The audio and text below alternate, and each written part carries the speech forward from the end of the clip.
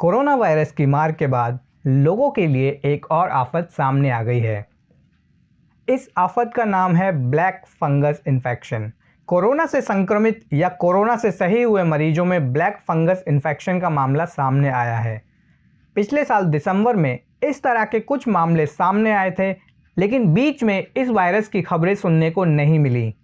लेकिन इस बार दिल्ली में कुछ मामले फिर से देखे गए हैं। इसके साथ साथ गुजरात में भी इसके कुछ मामले निकलकर सामने आए हैं। कोरोना के कारण कई अनदेखी अनजानी चीज़ें हो रही हैं। पिछले कुछ दिनों में कोविड-19 पेशेंट में ब्लैक फंगस इन्फेक्शन के मामले देखे गए हैं। पिछले साल दिसंबर में इस तरह के कुछ मामले देखे गए थे, जिसमें मरीजों की आंख की रोशनी चली गई थी। Centre for disease control and prevention के मुताबिक यह बीमारी दुर्लभ और जोखिमपूर्ण है। यह फफूंद यानी फंगस के समूह द्वारा होती है, जिसे म्यूकोमाइसिटिस कहा जाता है। आमतौर पर हमारे वातावरण में फफूंद का यह समूह पाया जाता है। वहीं गुजरात में कोविड-19 को मात देने के बाद ब्लैक फंगस संक्रमण या म्यूकोरमाइकोसिस की वजह से आंखों की रोशनी गंवाने के मामलों में काफ़ी बढ़ोतरी देखी जा रही है। यह दावा डॉक्टरों और अधिकारियों ने शनिवार को किया।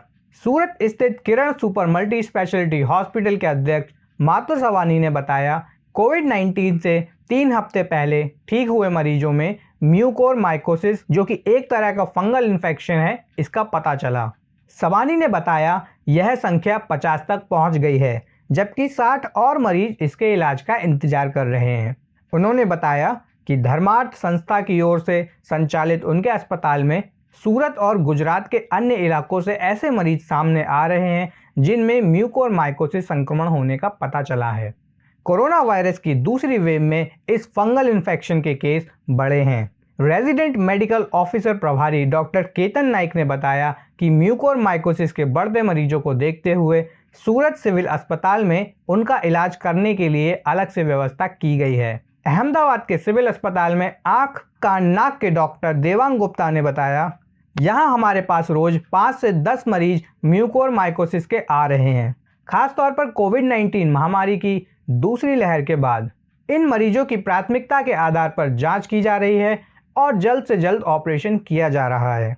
उन्होंने बताया कि वर्कफोर्स, उपकरण, इंजेक्शन सहित तमाम संसाधन सरकार ने म्यूकोरमाइकोसिस मरीजों के इलाज के लिए उपलब्ध कराए हैं।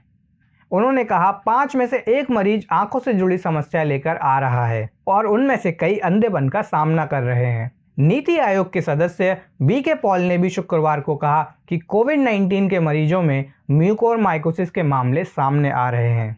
तेजी से बढ़ रहे इस फंगल वायरस की सच्चाई आखिर क्या है, आइए जानते हैं। क्या है ब्लैक फंगस इन्फेक्शन?